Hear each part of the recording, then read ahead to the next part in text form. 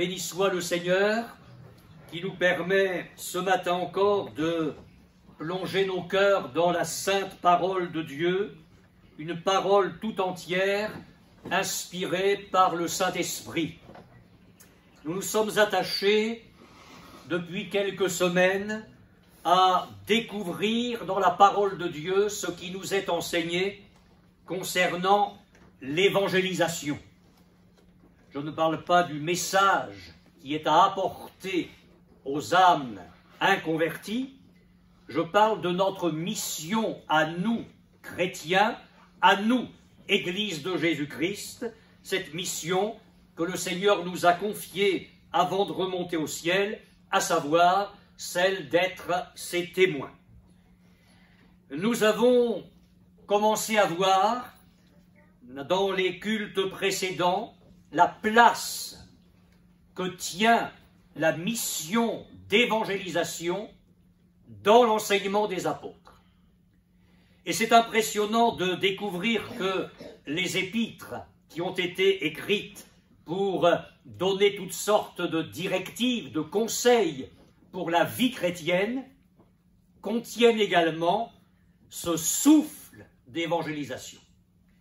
Les apôtres se sont efforcés, en étant inspirés par le Saint-Esprit, d'alimenter, d'entretenir l'esprit d'évangélisation au sein des églises primitives.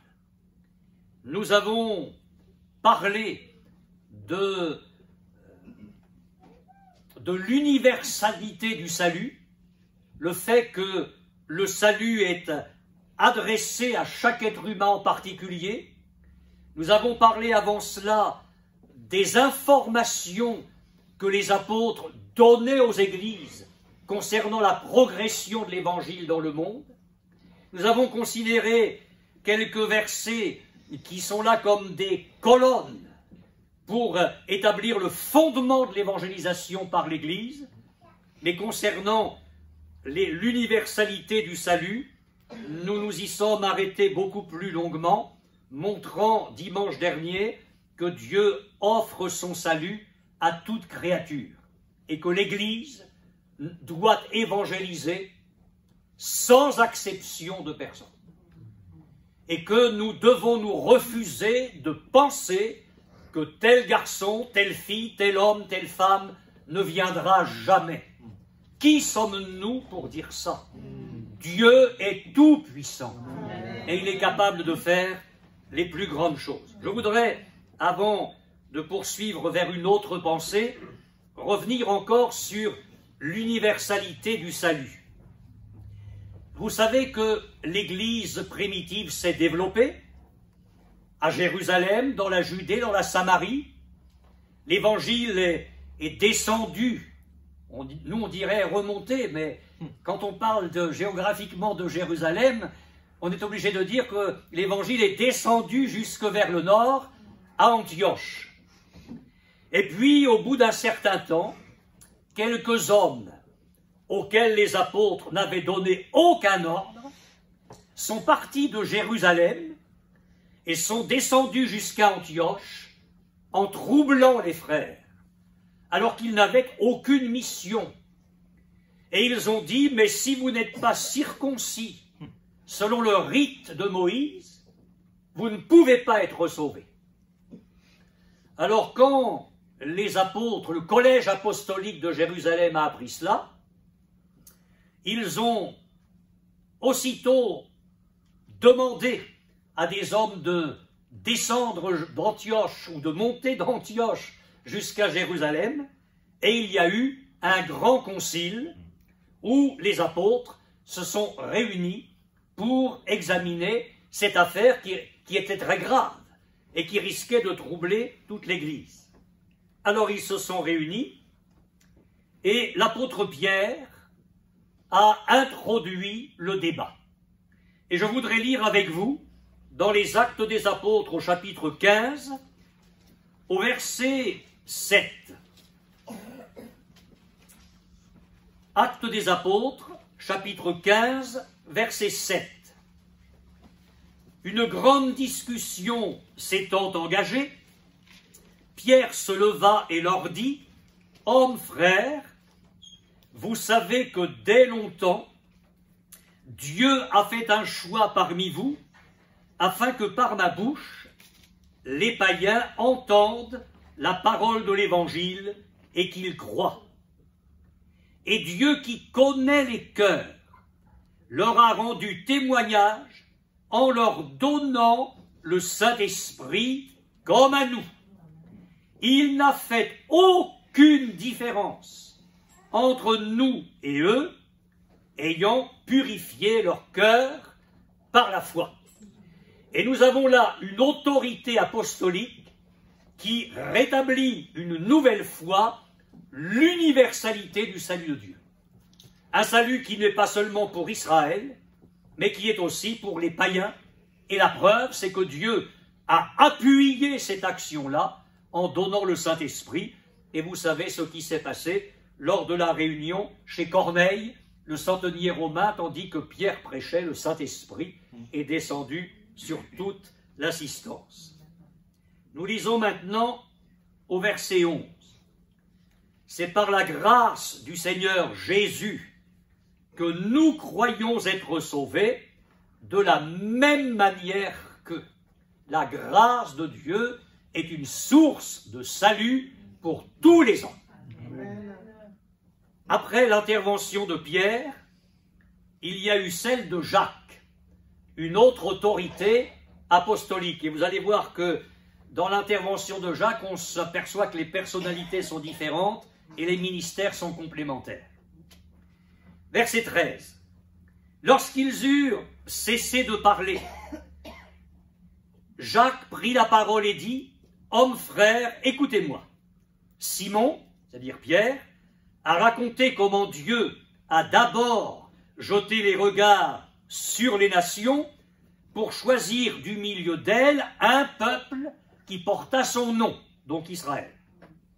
Et avec cela s'accordent les paroles des prophètes, selon qu'il est écrit, et il cite des textes de l'Ancien Testament, « Après cela, c'est le Seigneur qui parle, je reviendrai et je relèverai de sa chute la tente de David, j'en réparerai les ruines et je la redresserai, afin, notez bien cela, afin que le reste des hommes, et nous en sommes ce matin, alléluia, afin que le reste des hommes cherche le Seigneur, ainsi que toutes les nations sur lesquelles mon nom est invoqué, dit le Seigneur qui a fait ces choses.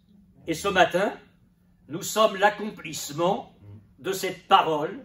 Oui, l'Évangile est venu en premier lieu en Israël, mais la volonté de Dieu, c'est que le reste des hommes cherche le Seigneur et que, au milieu des nations, son nom soit invoqué. Il y a le peuple tzigane ce matin, il y a les sédentaires, et parmi les sédentaires, il y a des blancs, il y a des africains. Nous sommes la réalisation concrète, on n'est pas nombreux, mais nous sommes le petit acte 15 ce matin. Là, ce que Jacques dit ici, nous le vivons, et nous en sommes la représentation parfaite.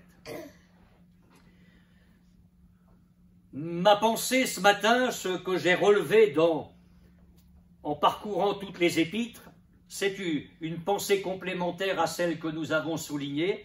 Je voudrais à nouveau appuyer cela fortement sur votre cœur et sur le mien, à savoir le fait que la propagation de l'Évangile se fait par le témoignage des croyants. Je le répète, la propagation de l'Évangile se fait par le témoignage des croyants. En d'autres termes, la progression de l'Évangile, la propagation de l'Évangile va se faire par toi, mon frère. Amen. Elle va se faire par toi, ma sœur. Amen. Dieu compte sur nous dans ce domaine-là. Mais qu'est-ce qu'un témoin? Puisque nous sommes appelés à être des témoins. Jésus a dit, vous serez mes témoins. L'apôtre Jean a écrit ceci dans sa première lettre, ne cherchez pas, chapitre 1er, verset 1er, ce qui était dès le commencement, ce que nous avons entendu, ce que nous avons vu de nos yeux, ce que nous avons contemplé, c'est plus que voir, ce que nos mains ont touché concernant la parole de vie, car la vie a été manifestée, et nous l'avons vue, et nous lui rendons témoignage, et nous vous annonçons la vie éternelle qui était auprès du Père et qui nous a été manifestée, ce que nous avons vu et entendu, nous vous l'annonçons. Qu'est-ce qu'un témoin? C'est un jeune homme, une jeune fille, un homme, une femme qui a appris à connaître Jésus, qui a été sauvé par Jésus, qui a peut-être même vu en plus des œuvres magnifiques dans sa vie, dans celle de sa famille, des guérisons, des miracles. Il a vu et entendu, eh bien, il peut dire ce qu'il sait de Jésus, tout simplement. Vous savez que les autorités religieuses de Jérusalem ont interdit aux apôtres d'enseigner le peuple au nom de Jésus, suite à la guérison du boiteux de la belle porte du temple, et l'apôtre Pierre et les autres apôtres ont dit « Nous ne pouvons pas ne pas parler de ce que nous avons vu et entendu. » C'est ça un témoin. Il a vu, il a entendu et il parle de ce qu'il sait. Des choses concrètes. Et le témoignage est un tel feu dans son cœur que quand bien même on voudrait l'empêcher, il le fait quand même. Voilà. Alléluia. J'aimerais vous conduire vers un texte de l'Ancien Testament qui est une belle illustration de ce que je suis en train de vous dire. C'est dans le second livre des Rois, au chapitre 7. Second livre des Rois, chapitre 7. Alors le contexte, c'est quoi? Les Syriens ont attaqué Israël. Et ils ont attaqué Samarie, et ils ont fait un tel siège que le peuple était dans une détresse inouïe. Il y a eu une famine épouvantable. Le pouvoir d'achat était en baisse d'une façon terrible, terrible, vous relirez cela. Et même des mamans, pour survivre et manger, ont été amenées à des actes abominables. Et voilà qu'au milieu de ce désastre, Dieu amène le salut. Et il l'amène par la voie prophétique. Un homme de feu, un homme de Dieu, qui vit près du Seigneur, j'ose dire qui entend battre le cœur de Dieu. Un homme de Dieu se lève. Et il dit, demain, tout ça c'est fini. Il y a un secours divin qui arrive. Demain, une mesure de blé pour un cycle d'argent. Il annonce du blé, de l'orge. Alors, dans ces moments-là, il y en a toujours qui, au milieu du peuple, sont plus forts que les autres. Il y avait l'officier du roi sur la main duquel, sur le bras duquel s'appuyait le roi. Il est arrivé avec toute sa science, tous ses raisonnements. Lui, il savait mieux que Dieu, lui. Il savait mieux que le prophète inspiré de Dieu. Et il a dit, mais quand bien même Dieu ferait des fenêtres au ciel, pareille chose arriverait-elle? Enfin, on est dans la misère depuis des années, l'autre il arrive avec son air inspiré, et il nous dit que demain tout ça c'est fini. Ben oui, parce que Dieu est tout-puissant. Alors oui, ce que Dieu dit, il le fait. Il y avait toute l'armée syrienne. Comment Dieu a fait? Il a fait entendre aux oreilles de l'armée syrienne un bruit de chevaux et un bruit de cavaliers. Et ça a dû être quelque chose. Hein. C'est Dieu qui faisait entendre ça. Ils ont eu peur. Ils ont laissé les chevaux, les mulets, les tentes, l'argent, l'or, les vivres. Ils ont tout laissé. Et ils se sont sauvés à toute vitesse pour se dire, si on ne se sauve pas, on va y passer. Mais c'était simplement un bruit divin. Et puis il y a 4 lépreux. Des condamnés à mort. Quand on a la lèpre, si Dieu ne guérit pas, c'est fini. 4 lépreux qui se trouvent à la porte de Samarie. Puis ils se disent entre eux, bon, si on entre dans la ville, la famine est dans la ville, on va mourir. Alors le mieux, c'est d'aller dans le camp des Syriens. S'ils nous laissent vivre, ben, on vivra. Si les Syriens nous tuent, ben, on mourra. Ils n'avaient plus rien à perdre. Donc ils choisissent d'aller dans le camp des Syriens. Plus personne. Ils ne se sont pas posé de questions. Ils entrent dans une tente, prennent de l'or, de l'argent, ils mangent, ils boivent, ils sont rassasiés, puis ils vont cacher ça quelque part. Puis retournent dans une autre tente. Et à nouveau, ils se saisissent des richesses, prêts à les enfouir à nouveau, à les cacher. Et maintenant, nous allons lire au verset 9. 2 Rois, chapitre 7, verset 9. Puis ils se dirent l'un à l'autre, « Oh, je voudrais que cette phrase-là vous bouscule et me bouscule. Nous n'agissons pas bien. » Mes frères et sœurs, il faut revoir notre esprit d'évangélisation. Nous n'agissons pas bien. Cette journée est une journée de bonnes nouvelles. Et si nous mettions cette phrase-là dans le Nouveau Testament, on dirait cette journée est une journée d'évangile. Parce que l'évangile veut dire bonne nouvelle. Si nous gardons le silence, et si nous attendons jusqu'à la lumière du matin, le châtiment nous atteindra. Venez maintenant et allons informer la maison du roi. Si nous transposons ce texte dans la Nouvelle Alliance et que nous l'appliquons à nos vies, nous sommes en sursis, hein, notre vie c'est un fil.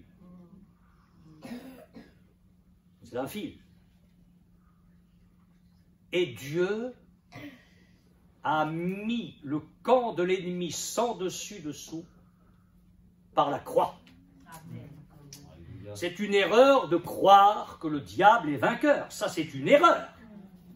L'Église doit confesser que le diable est vaincu.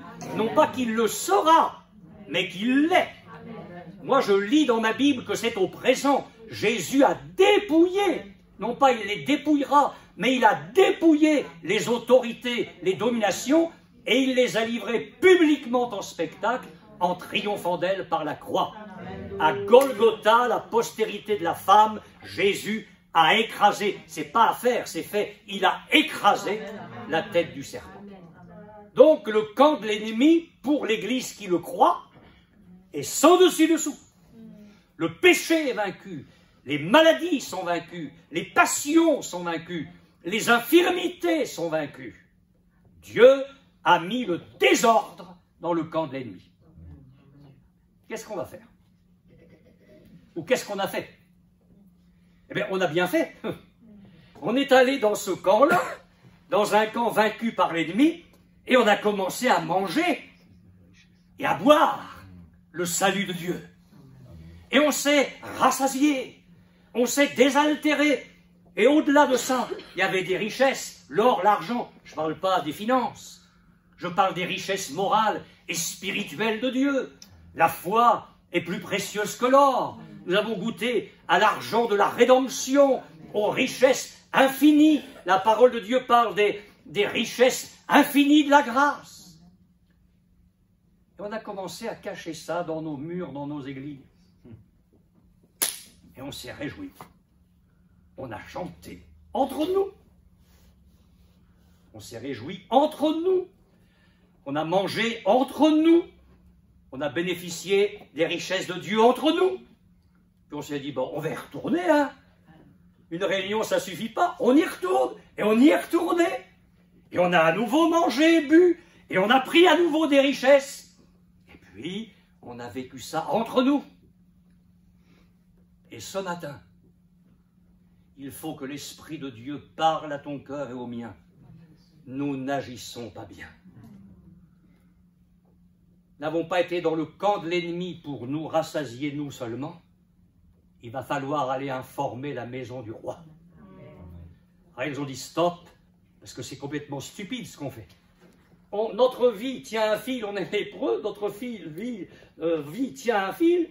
Maintenant, il faut annoncer la bonne nouvelle. Alors, ils sont allés à la porte et ils ont crié la bonne nouvelle. Il n'y a plus rien. L'ennemi est parti. Vous allez pouvoir vivre le salut de Dieu. Alors, vous connaissez la suite. Le Dieu a sauvé tout un peuple par le témoignage de 4. 4 qui ont témoigné, 4 qui ont témoigné, ont sauvé tout un peuple. Et je vous pose encore la question. Je la pose souvent le vendredi soir en ce moment.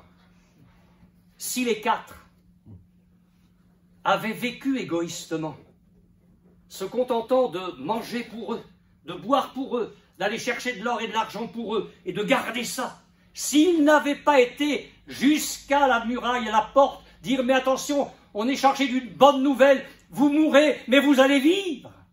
Vous avez faim, vous allez être rassasié. Vous avez soif, vous allez être désaltéré. Votre détresse, c'est fini. Le salut est à portée de main. » Et s'ils n'avaient pas dit ça, le peuple serait mort. 4 hommes sont entrés dans le plan de Dieu. 4. Dieu peut sauver au moyen d'un petit nombre, d'une petite église, qui va comprendre que si elle vit repliée sur elle-même, qu'elle se plaît dans sa petite salle, dans la communion fraternelle, et puis on se réjouit ensemble, oui, c'est bien, il faut faire ça, oui, c'est sûr. Mais il faut aussi aller au pied de la muraille et dire cette journée est une journée d'évangile. Dieu a réservé le salut et il est tout près de vous. Un témoin, c'est donc quelqu'un qui a mangé, qui s'est désaltéré, qui a saisi des richesses et qui peut le dire aux autres. Que dit l'apôtre Pierre? Et là, je vais vous faire on va survoler les épîtres. Dans la seconde épître de Pierre, chapitre 1er, verset 16, ne cherchez pas. Pierre dit, ce n'est pas en effet en suivant des fables habilement conçues que nous vous avons fait connaître la puissance et l'avènement de notre Seigneur Jésus-Christ. Écoutez bien, mais c'est comme ayant vu sa majesté de nos propres yeux. Et il fait allusion ici à la montagne de la transfiguration. Alors vous allez dire, ouais, ben moi si j'avais vécu ça, c'est sûr que j'en parlerais. Mais ne méprisons pas les choses que Dieu a faites dans notre vie. Même si ça ne se compare pas à la montagne de la transfiguration, Dieu a fait des choses magnifiques dans votre vie.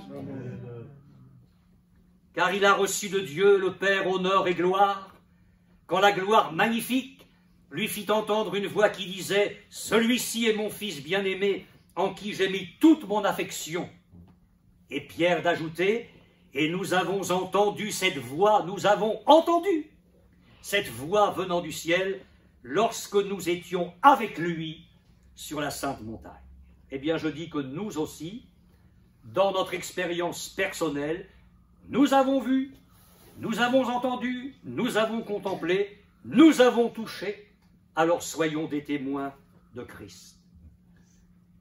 J'espère que j'arrive avec la parole de Dieu à vous convaincre de ceci. Ce n'est pas exclusivement par la prédication des serviteurs de Dieu, comme on les appelle, comme si les autres n'étaient pas des serviteurs de Dieu. Mais vous êtes tous, mes frères, des serviteurs de Dieu. Vous êtes tous, mes sœurs, des servantes de Dieu. Ou alors, j'y comprends rien, j'ai lu ma Bible de travers. On a eu tort, en parlant des pasteurs, de dire « le serviteur de Dieu », ça veut dire que les autres ne le sont pas. Le serviteur de Dieu, le pasteur qui est serviteur de Dieu, il est serviteur de Dieu parmi d'autres. Il a un ministère et les chrétiens ont le leur. L'Église a son ministère. Et quand on va comprendre ça, on ne sera pas loin du réveil. Alors ce n'est pas exclusivement par la prédication des évangélistes, des apôtres, pour ne citer que cela, que l'évangile avance. Veillons, mes frères et sœurs, à ne pas avoir une vision faussée dans ce domaine, en sombrant dans la passivité et dans l'inertie totale. C'est à chacun de nous que revient la responsabilité, mais je dirais aussi le privilège, de proclamer l'évangile de Dieu. J'ai parlé de Pierre. Écoutez ce que Paul a écrit à l'église de Thessalonique. Imaginez que nous soyons ce matin dans cette église de Thessalonique. Elle n'a que quelques semaines, quelques courts mois. L'Épître aux Thessaloniciens est une des premières que Paul ait écrite à une église toute fraîche, elle venait de naître. Il dit, non seulement en effet, la parole du Seigneur a retenti de chez vous, dans la Macédoine et dans l'Achaïe, c'était déjà beaucoup, hein? Mais votre foi en Dieu s'est fait connaître en tout lieu, de telle manière que nous n'avons pas besoin d'en parler. Ils ont failli mettre l'apôtre Paul au chômage. Tellement le zèle brûlait dans leur cœur. Votre foi s'est fait connaître en tout lieu, de telle manière que nous n'avons pas besoin d'en parler. Car on raconte à notre sujet quel accès nous avons eu auprès de vous et comment vous vous êtes convertis à Dieu en abandonnant les idoles pour servir le Dieu vivant et vrai. Imaginez que maintenant que nous soyons dans l'église de Rome et nous recevons la lettre de l'apôtre Paul. Alors un frère de l'église, ça se passait comme ça, reçoit la lettre et il la lit publiquement. Et nous sommes dans les rangs de l'église de Rome et nous entendons cette phrase de l'apôtre Paul, « Je rends d'abord grâce à mon Dieu par Jésus-Christ au sujet de vous tous, de ce que votre foi est reconnue, renommée dans le monde entier. » Le monde entier est connu d'alors. Mais c'est quelque chose. C'est quelque chose. Imaginez maintenant que vous soyez dans l'église de Corinthe. On va les faire toutes, hein. Alors l'apôtre a écrit une première lettre, et nous sommes dans l'assemblée, et un ancien, un frère, va lire ce qui suit. 1 Corinthiens chapitre 3, versets 2 et 3. Paul dit, « C'est vous qui êtes notre lettre, écrite dans nos cœurs, connue et lue de tous les hommes. Vous êtes manifestement une lettre de Christ, écrite par notre ministère, non avec de l'encre, mais avec l'Esprit du Dieu vivant, non sur des tables de pierre, mais sur des tables de chair, sur les cœurs. » Nous avons dans cette parole de l'apôtre Paul un rappel de l'identité du chrétien. Nous avons déjà dit que le chrétien, et c'est ce que Jésus affirme, est le sel de la terre. Il est la lumière du monde. Mais ici, il y a autre chose. C'est très beau. Vous êtes, écrit Paul, inspiré par le Saint-Esprit, vous êtes une lettre de Christ. De Christ. Ça veut dire quoi? Ça veut dire que Christ l'a écrite, et j'oserais dire que Christ l'a signée. Mon frère, tu es une lettre de Christ. Ma sœur, tu es une lettre de Christ. Ce qui signifie que notre vie doit pouvoir porter la signature de Jésus sans le déshonorer. Ça doit nous encourager et nous faire trembler. Je suis une lettre de Christ. Certains païens, voyant un chrétien se comporter sur son lieu de travail, ou un mari, ou une épouse, voyant son conjoint vivre à la maison, on dit être chrétien, pour vivre comme lui, pour vivre comme elle. Mais à quoi bon? Nous sommes une lettre de Christ. Les gens qui nous voient, qui nous entendent, doivent pouvoir dire « il est différent de nous ». Elle est différente de nous. Quand Pierre, Jean ont parlé, les chefs religieux ont reconnu qu'ils étaient avec Jésus. Écoutez bien la suite. Je ne sais pas si ça va nous encourager ou nous faire trembler un peu plus. Si c'est les deux, alléluia. J'ai bien fait de venir. Lettre de Christ, connue et lu de tous les hommes. Donc nous ne sommes pas une lettre cachetée. Nous sommes une lettre ouverte. Et nous le savons, mes frères et sœurs, il y a des heures, et elles sont nombreuses, très nombreuses, où les autres peuvent nous connaître et nous lire. C'est pourquoi je voudrais vous dire rapidement un certain nombre de choses. Veillons à notre témoignage partout.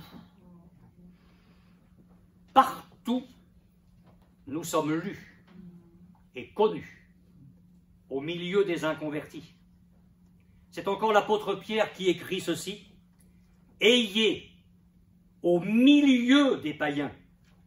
Parce que quand on est chez soi, c'est facile. Hein, mais ayez au milieu des païens une bonne conduite, une lettre connue et lue, une lettre de Christ, afin que, là même où il vous calomnie, comme si vous étiez des malfaiteurs, il remarque vos bonnes œuvres et glorifie Dieu au jour où il les visitera. Et notez la note positive, l'accent de victoire chez l'apôtre à la fin du verset, au jour où il les visitera. Amen. La parole de Dieu est très concrète, elle est très pratique, elle fait tomber nos illusions si nous en avions. On va vivre au milieu des païens, ça ne va pas être facile. Et vous en savez quelque chose. Vous qui êtes au milieu d'un foyer inconverti, ou dans le domaine du travail, dans l'environnement professionnel, c'est parfois épouvantable. Et vous savez, on prie pour vous tous les jours. Hein. On prie pour vous tous les jours. Alors, ce n'est pas facile. Nous sommes au milieu des païens. Et là, il faut être une lettre lue, connue. Alors, qu'est-ce qui va se passer dans un premier temps? Peut-être, et même certainement. Les païens vont nous calomnier. Vous savez pourquoi? Parce que votre façon de vivre les accuse. Votre façon de vivre, même si vous ne dites rien, les reprend. Parce qu'ils sentent bien que ce que vous vivez finalement, il y a quelque chose qui fonctionne en eux, qui est de Dieu. La façon dont vous vivez, c'est ça la norme. Et eux sont complètement en dehors de ça. Je vais vous citer un témoignage personnel. J'ai fait mon service militaire, ça existait encore à l'époque. Moi, je date du millénaire dernier. Hein.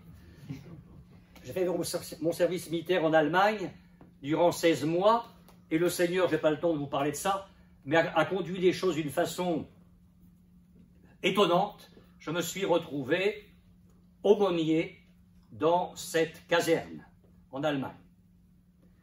Alors je me suis dit, puisque le Seigneur permet que je sois aumônier, je dis, Seigneur, il me faut une salle. Et le Seigneur a permis que les gradés me fournissent une salle. Elle était réservée pour moi tout seul. Et puis j'ai commencé à faire des réunions toutes les semaines, une fois par semaine, dans la caserne. Première réunion. Alors dans le service où j'étais, c'est un service un peu spécial, de responsabilité, de transmission par code secret. On était 4. Il y en avait un dans la bande qui faisait son service en même temps que moi, mais un gars mais opposé à l'évangile. Il m'en a fait voir de toutes les couleurs. De toutes les couleurs. On touchait la solde chaque quinzaine, c'était 2 paquets de cigarettes, 5 marques, puisqu'on était en Allemagne, et 5 francs à l'époque. Et puis comme j'étais possesseur de documents secrets, il fallait les brûler au fur et à mesure, il ne fallait pas d'archives. Donc nous avions un poêle dans la pièce où nous étions, et je brûlais les documents secrets au fur et à mesure. Mais à la première solde, j'ai brûlé aussi mes cigarettes. Ils faisaient des bons comme ça, les gars. Ils disaient, mais puisse, vends-nous-les. Ou si tu ne veux pas nous les vendre, donne-nous-les. Je dis, c'est mauvais pour moi, c'est mauvais pour vous. Ils étaient furieux, mais vous pourrez savoir ce qu'ils étaient furieux. Enfin bref. Et puis ça a été, avec un en particulier, ça a été le ciel contre l'enfer. Hein. Il était infect. Première réunion, je vais faire ma première réunion avec quelques jeunes qui ont bien voulu venir, et même à un moment donné, le lieutenant qui était le chef de notre service est venu aux réunions. Quand je revenais de permission, ma valise était pleine de Bibles. Les gars demandaient des Bibles.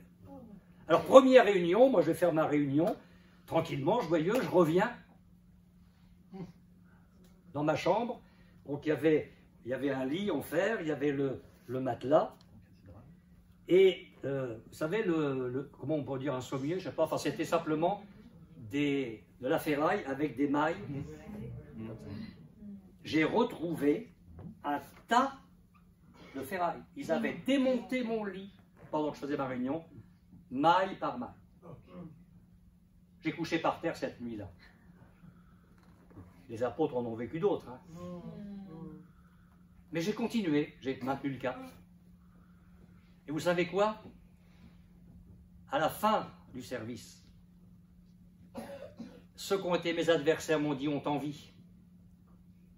On t'envie, il y a quelque chose que tu as qu'on n'a pas. Et il y en a un qui m'a dit, je fume plus que deux cigarettes par jour.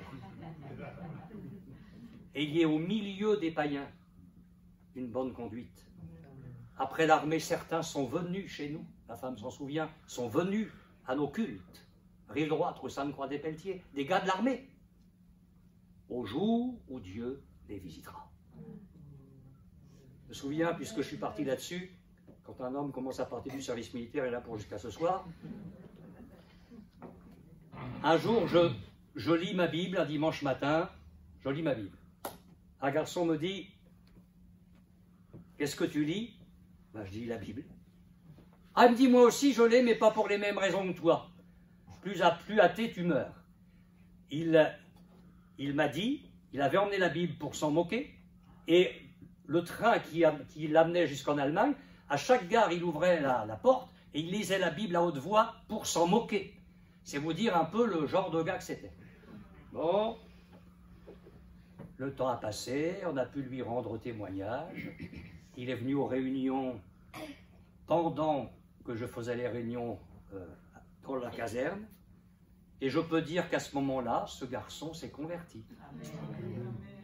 C'est un de ceux qui a repris contact avec nous après et qui est venu dans un culte rive droite. Et il m'a dit, dans une lettre, tu sais, j'ai parlé du Seigneur à un ami et je lui ai prêté ma Bible pour qu'il soit convaincu que ce que je lui disais était vrai. Il m'a dit, bah, il a changé, hein, il n'a lu plus pour se moquer. Ayez au milieu des païens une bonne conduite, afin que là même où il vous calomnie, mais ça c'est normal, apprêtez-vous à ça, il glorifie Dieu au jour où il les visitera.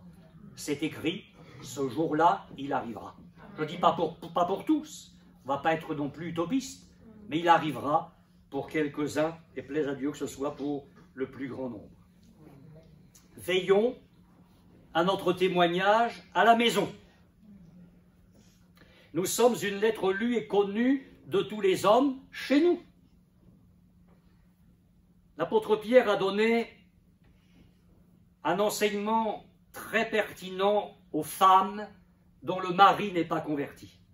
Femmes, soyez de même soumises à vos maris, afin que si quelques-uns n'obéissent point à la parole, c'est-à-dire la parole de Dieu, ils soient gagnés sans parole par la conduite de leurs femmes, en voyant votre manière de vivre chaste et réservée.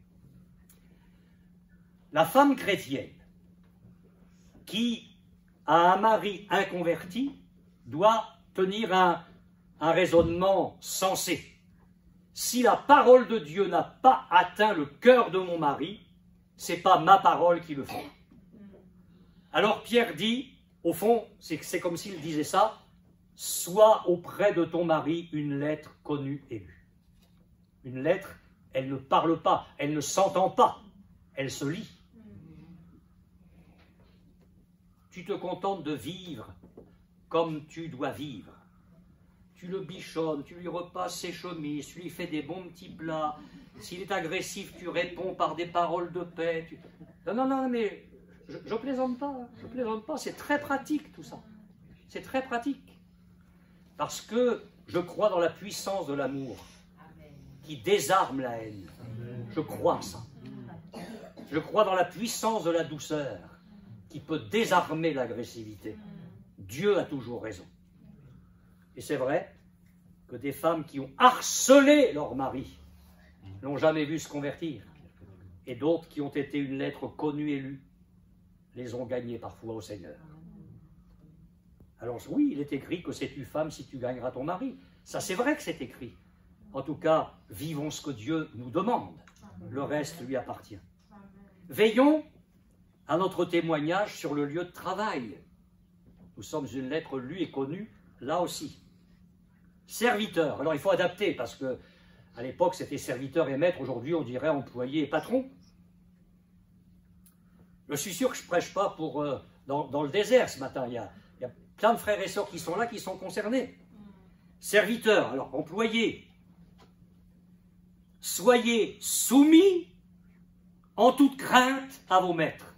Oh non, non, non, mais allez sur le lieu de travail et vous changerez d'évangile.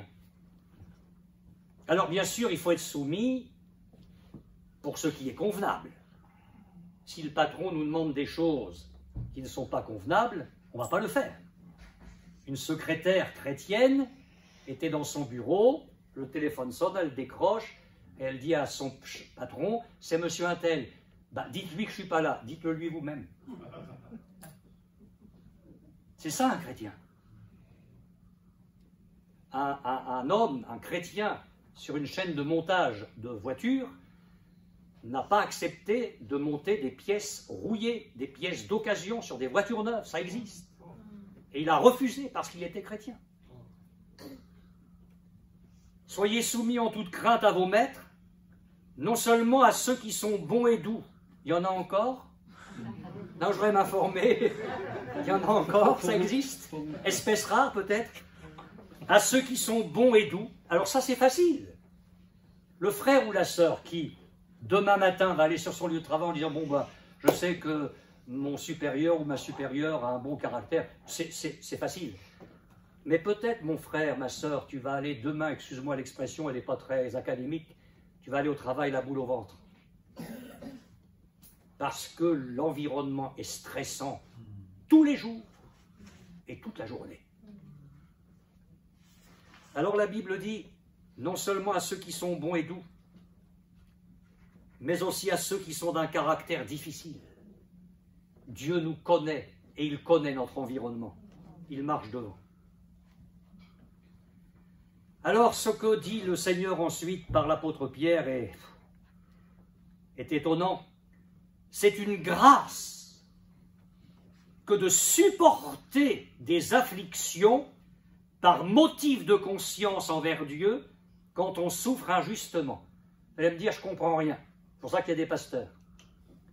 Si, sur le lieu de travail, vous souffrez, et vous souffrez injustement parce que vous êtes chrétien, ne vous aigrissez pas.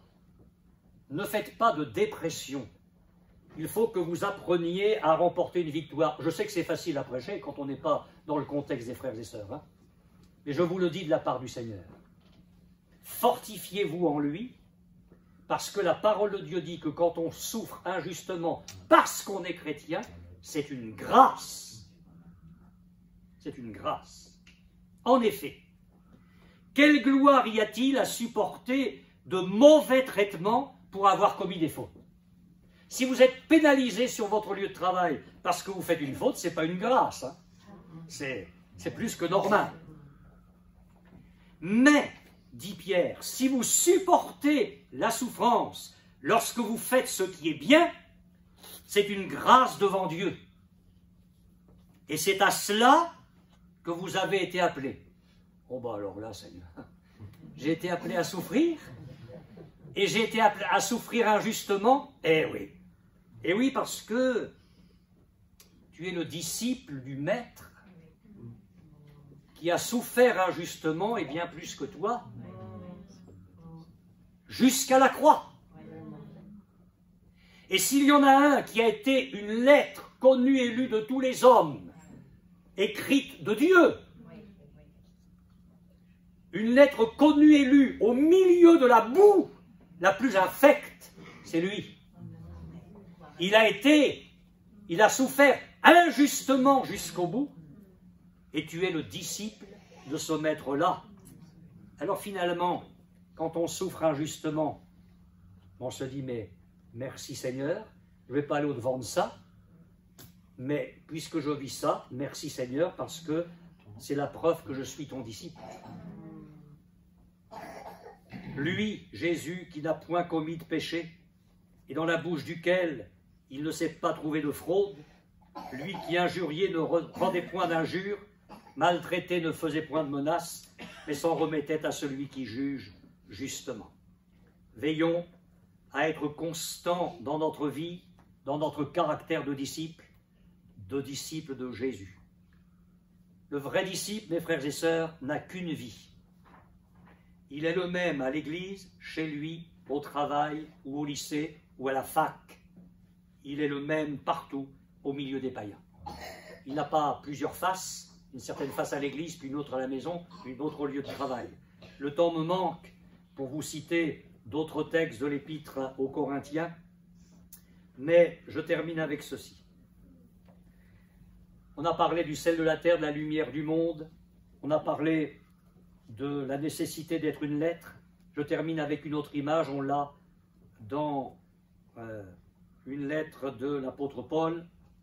Il dit « Nous faisons donc les fonctions d'ambassadeurs pour Christ, comme si Dieu exhortait par nous. » Ça, c'est dans la deuxième épître aux Corinthiens. Et dans l'épître aux Éphésiens, il parle du mystère de l'Évangile, et il dit « Pour lequel je suis ambassadeur dans les chaînes. » Eh bien, un ambassadeur, ce n'est pas la responsabilité seulement des serviteurs de Dieu, comme on les appelle, mais c'est la responsabilité de chaque chrétien. Mon frère, tu es un ambassadeur. Ma sœur, tu es une ambassadrice. Qu'est-ce qu'un ambassadeur? C'est un représentant permanent d'un État auprès d'un État étranger. Et l'ambassadeur est la position la plus élevée dans la hiérarchie diplomatique. Nous sommes des ambassadeurs. Le monde est un État étranger. Et nous représentons le ciel. Nous sommes des ambassadeurs de Christ. C'est normal qu'il y ait des problèmes, des souffrances. C'est l'affrontement de deux mondes opposés. La lumière au milieu des ténèbres, la pureté au milieu de la corruption, la vie au milieu de la mort. Alors je dis, mon frère, ma sœur, ne crains pas, n'aie pas honte, ne sois pas intimidé, mais vis en conquérant d'une terre hostile. N'aie donc point honte du témoignage à rendre. Ça a été écrit à un pasteur, par un pasteur. N'aie donc point honte du témoignage à rendre à notre Seigneur, ni de moi son prisonnier, mais souffre avec moi pour l'Évangile par la puissance de Dieu. Le temps me manque pour vous dire qu'on est des soldats du feu, que nous sommes appelés à en arracher du feu, quelques-uns. Mais je vais conclure en vous disant ceci. Et je me mets devant cet appel de Dieu avec vous. Ressaisissons-nous, mes frères et sœurs, si nécessaire. Plaçons à nouveau notre vie sur l'autel de Dieu et décidons avec sa grâce et sa puissance d'être ou de redevenir des témoins efficaces pour la gloire de Christ. J'ai une question à vous poser, je me la pose et elle m'effraie. À quand remonte la dernière fois où tu as gagné une âme à Jésus?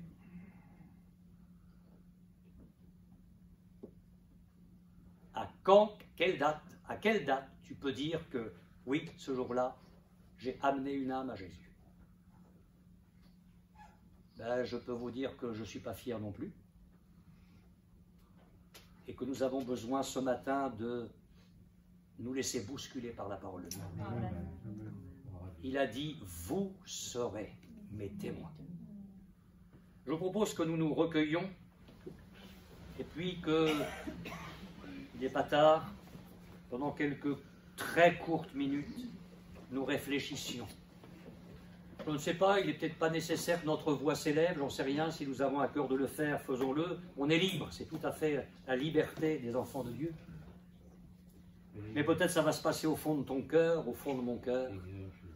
Dire, Seigneur, on ne peut pas rester comme ça. On ne va pas s'occuper des autres églises. On a autre chose à faire que de critiquer les autres églises. Ce n'est pas ce que Dieu nous demande. On va descendre au fond de notre cœur, dire, Seigneur, nous avons besoin de remettre notre vie sur ton autel. Besoin d'un réveil, besoin d'un renouveau.